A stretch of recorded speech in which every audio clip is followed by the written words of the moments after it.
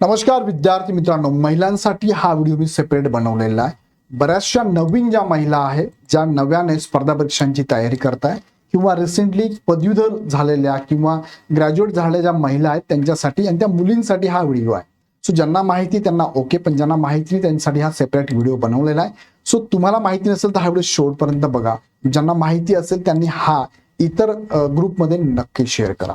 आणि अशाच प्रकारच्या प्रत्येक गोष्टींचे अपडेट तुम्हाला याच चॅनलवरती मिळणार आहे। एमपीएससी बद्दल, निवड प्रक्रियेबद्दल, जाहिरातीबद्दल, डॉक्युमेंट बद्दल, अभ्यासाबद्दल सगळे अपडेट मिळणार आहे। त्यासाठी हा चॅनल सबस्क्राईब करून बेल आयकॉन क्लिक करा।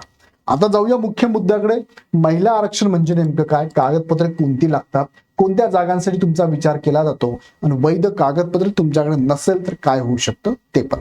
तत्पूर्वी मी सांगू इच्छितो की अपकमिंग जिल्हा परिषदेच्या सरळ सेवा आणि अंतर्गत म्हणजेच पदोन्नतीने आणि महिला व बालविकास विभागाच्या सरळ सेवा अंतर्गत पदोन्नतीने जाहिरात अपकमिंग आहे। 2023 नंतर झेडपीची जागा आलीच नाहीये आणि 2025 नंतर 24 नंतर जी सरळ सेवा आहे ती सुद्धा ICDची आलेली नाहीये। सो याच्या जाहिराती अपकमिंग आहे। ज्या विद्यार्थी मैत्रिणींना झेडपीच्या अंतर्गत अंगणवाडी पर्यवेक्षक ह्या पदासाठी तयारी करायची असेल त्यांनी ही बॅच लावून टाका, कारण तुम्हाला इथे ही एक्झाम TCS किंवा IBPS घेणार आहे। दुसरा मुद्दा, ज्या 2025 ला अंगणवाडी सेविका ह्या पदासाठी फॉर्म भरलेल्या महिला असतील, ज्या नव्याने फॉर्म भरणं असेल ICDSच्या अंदर 2025 ची जाहिरात आहे। जी का अजून एक्झाम बाकी आहे त्याच्यासाठी तुम्ही ही बॅच किंवा ही बॅच जॉईन करू शकतात। ह्या बॅच मध्ये फक्त कायदे, ह्या बॅच मध्ये कायदे 20 विथ GS पण याच्यामध्ये मॅथ रिजनिंग पण अवेलेबल आहे। ही बॅच तर सगळ्यांनीच घ्यावा असं मी तुम्हाला सजेशन देईल। आता मुख्य मुद्द्याकडे घेऊन जातो। महिला आरक्षण म्हणजे काय, तर महिला आरक्षण म्हणजे काय, महिलांसाठी 30% जागा प्रत्येक प्रवर्गानुसार प्रत्येक जाहिरातीमध्ये राखीव असतात। उदाहरणार्थ 100 जागांची एखादी जाहिरात जर आली असेल तर ह्या 100 जागांमध्ये असं म्हणूया आपण ओबीसी साठी 30 जागा, आता तशा 27 म्हणूया आपण, पण 30 जागा राखीव आहे। ह्या ओबीसी मध्ये 30 जागा आहेत ना, यामध्ये फिमेल कॅन्डिडेटला पण जागा असतात। मग फिमेलला 30% असतात, म्हणजेच 9 जागा ह्या फिमेलच्या असणार आहे। मग इतर जे समांतर आरक्षण आहे, फिमेल हे सुद्धा काय एक समांतर आरक्षणच आहे। समांतर आरक्षण, पॅरलल रिझर्वेशन आपण त्याला म्हणतो। मग जसं फिमेल आहे तसं आपण म्हणूया की एक्स आर्मीला पण इथे जागा आहे। त्यानंतर दिव्यांग पर्सन विथ बेंचमार्क डिसॅबिलिटीला आहे। त्यानंतर ऑर्फनसाठी जे अनाथ आहे त्यांना पण जागा आहे। प्रकल्पग्रस्त असतील, प्रोजेक्ट अफेक्टेड, अर्थक्वेक अफेक्टेड असेल, ह्या सगळ्यांना पण इथे आरक्षण दिलेलं आहे। त्यापैकी एक आरक्षण जे समांतर आरक्षणाचं आहे ते आहे फिमेल आरक्षण। 30% जागा त्यांना असतात, याला म्हणतो आपण महिला आरक्षण। आता महिला आरक्षण जे आहे त्यासाठी कोणते कागदपत्र लागतात, तर बघा या संदर्भात पाठीमागे एक 2024 ला GR आला होता। त्याच्या अगोदर महिलांना सेपरेट 30% सर्टिफिकेट, 30% आरक्षणाचं सर्टिफिकेट लागत होतं। मात्र 2024च्या GR नंतर हे आता लागणार नाही। फिमेल असेल तर तुम्हाला फिमेल आरक्षण मिळणारच आहे, बट त्याला काही कंडिशनच्या पुढच्या लाईन मध्ये सांगतो तुम्हाला। डॉक्युमेंट कोणते लागतात, तुम्हाला इथे कोणतंही लागत नाही। सेपरेटली महिला आरक्षणासाठी असं वेगळं काही डॉक्युमेंट लागत नाही, मात्र इतर डॉक्युमेंट लागतात ते कोणते ते पण तुम्हाला मी सांगतो। आता बघा महिलांचा विचार कुठे कुठे केला जातो, मी एक्झाम्पल घेतलं। कोणती एक कॅटेगरी बघा, कॅटेगरीची फिमेल आहे, कोणती घ्या तुम्ही। मग कॅटेगरी कोणती घेऊ शकता, ओबीसी घ्या, SC घ्या, ST घ्या, SC-BC घ्या, EWS घ्या, त्यानंतर SBC घ्या किंवा NT चे सगळे प्रवर्ग A-B-C-D कोणती कॅटेगरी घ्या। ओपन पण तुम्ही घेऊ शकता, मी इथे ओपन पण लिहू ठेवतो। ओपन संदर्भात थोडीशी मी वेगळी माहिती तुम्हाला मी देतो। बघा ओपनचे पण फिमेल, आता ही फिमेल जेव्हा मी कॅटेगरीची फिमेल घेतली आणि ओपनची फिमेल घेतली, ओपन फिमेल, तर बघा कसं सिलेक्शन होतं, कुठे कुठे विचार होतो। कॅटेगरी फिमेलचा विचार करताना 4 ठिकाणी विचार होतो बघा, 1, 2, 3 आणि 4। हे सगळ्यांना लागू आहे का, तर या सगळ्यांना लागू आहे। बघा सगळ्यांना लागू आहे। पहिला विचार कुठे होतो इथे, तर ओपन मध्ये जनरल साठी विचार होतो, सॉरी ओपन मध्ये फिमेल साठी विचार होतो। दुसरा कॅटेगरी मध्ये फिमेल साठी होतो। तिसरा ओपन मध्ये जनरल साठी होतो। चौथा कॅटेगरी जनरल साठी। मग एखादी ऍड असेल तर ऍड मध्ये असं म्हणूया आपण ओपन फिमेल साठी आपण म्हणूया की 20 जागा आहे। कॅटेगरी फिमेल साठी सपोज 8 जागा आहे। ओपन जनरल साठी सपोज 30 जागा आहे। कॅटेगरी जनरल साठी सपोज 10 जागा आहे। तर ही जी महिला आहे, कोणत्या कॅटेगरीची महिला तुम्ही घेऊ शकता। तर मी इथे ओबीसी घेतल्यामुळे हा ओ फॉर का इथे कॅटेगरी घेतली। कोणती कॅटेगरी आहे, ओबीसी घ्या, SC घ्या, ST घ्या, कोणतीही घ्या। मी एक जनरल घेतलं तर कॅटेगरीला जागा एवढ्या आहेत। बरोबर आहे. मग ही एक जी महिला आहे, ही जी महिला ए नावाची महिला आहे, ही कुठे कुठे कॉम्पिट करणार आहे, किती जागांसाठी, ह्या 4 ठिकाणच्या जागांसाठी. म्हणजे बघा 30, 40, 50, 60 आणि 68 जागा. असं जर म्हणायला गेलं, फॉर एक्झाम्पल मी ओबीसी घेतला, ओबीसी फिमेल घेतला, बरोबर आहे. तर आपण ओबीसी फिमेल काय म्हणते की अरे ओबीसी फिमेलला जागा किती आहे, ओबी कॅटेगरी नाही, ओबीसी फिमेलला 8च जागा आहे. सर मला 8च जागा मिळणार आहे का? नाही नाही नाही. परत विचार करतात ते अरे फिमेल पण आणि कॅटेगरी जागा, सर मला 18 जागा मिळणार आहे का? नाही नाही नाही. ओपनच्या पण जागा तुम्हाला मिळत असतात. ओपन या शब्दाचा अर्थ काय? खुला, ओपन टू ऑल. म्हणजे ह्या 4 ठिकाणी विचार केला तर 68 जागांसाठी तुमचा विचार केला जातो. लक्षात घ्या. आता दुसरा मुद्दा आहे की जागा कमी असल्यास फॉर्म कोणत्या कॅटेगरीतून भरावा. आता काही महिलांचं असं पण आहे, फॉर एक्झाम्पल मी असं म्हटलं की एससी कॅटेगरीची फिमेल आहे, उदाहरणार्थ घेतलं, ओके, उदाहरणार्थ घेतलं, आणि एससी कॅटेगरीची फिमेल आहे आणि मग त्यांचं म्हणणं आहे की सर एससी फिमेलला तर 4च जागा आहे आणि एससी जनरलला सर 8च जागा आहे. तुलनेने जर विचार केला सर ओपन जनरलला 35 जागा आहे आणि ओपन फिमेल जे आहे त्यांना तर सर 20 जागा आहे. मग मी काय करते, ओपन मधनं फॉर्म भरते, सर इथे जागा कमी आहे. किंवा कधी कधी असं होतं की एससी फिमेलला जागा 0 आहे.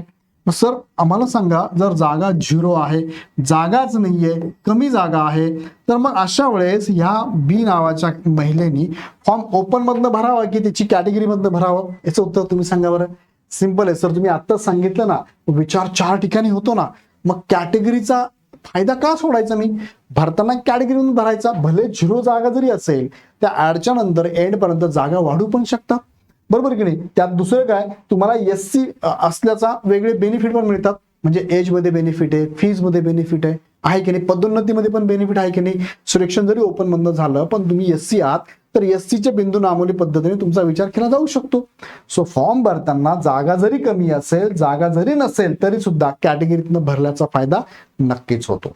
पुढे आहे कागदपत्र नसतील तर फॉर्म कोणत्या कॅटेगरीतून भरावा. मग आता प्रश्न तुमचा हा आहे की सर मग कॅटेगरी तुम्ही तर म्हणता की डॉक्युमेंट तर लागत नाहीये, मग इथे असं का विचारलं जात आहे की डॉक्युमेंट नसेल तर कोणत्या कॅटेगरीतून भरावा. चला त्याचं उत्तर मी तुम्हाला देतो. आता बघा, सपोज तुम्ही एका कॅटेगरीतनं बिलॉंग करता असं मी कन्सिडर करतो. एक उदाहरण घेऊया आपण. उदाहरण घेतलं की तुम्ही ओबीसी फिमेल आहात, ओबीसी फिमेल.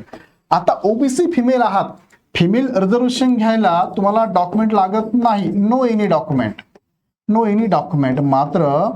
मात्र तुम्हाला कॅटेगरीचा बेनिफिट जर घ्यायचा असेल, बरोबर, ओबीसी काय इट्स अ कॅटेगरी आहे, त्या कॅटेगरीचे बेनिफिट घेण्यासाठी जे डॉक्युमेंट लागतं ते लागेल ना. म्हणजे कोणकोणते? ओबीसी साठी तुम्हाला 3 डॉक्युमेंट लागतात. पहिलं म्हणजे काय, ओबीसीचं काय कास्ट सर्टिफिकेट लागेल तुम्हाला. दुसरं म्हणजे काय, ओबीसीचं एनसीएल लागेल तुम्हाला.